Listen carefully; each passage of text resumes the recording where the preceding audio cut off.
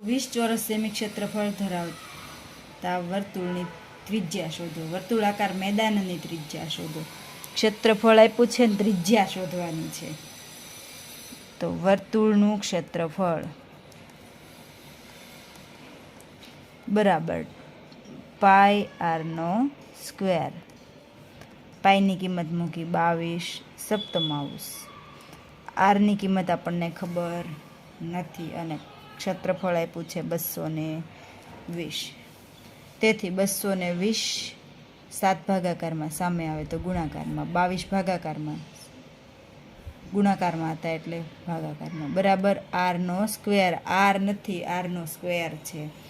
22 દાન 220.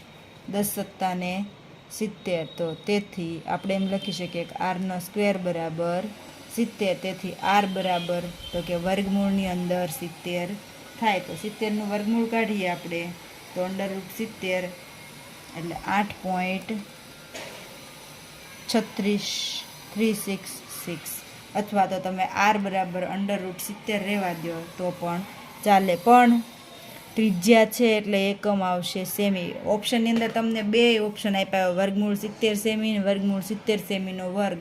તો તમે એમ કહો ક્ષેત્રફળ છે એટલે સેમીનો વર્ગ આવે, એમ નથી. ક્ષેત્રફળ ઉપરથી ત્રિજ્યા છે અને ત્રિજ્યા માટેનો એકમ સેમી થાય એટલે વર્ગમૂળ 70 સેમી અથવા તો 8.366 સેમી.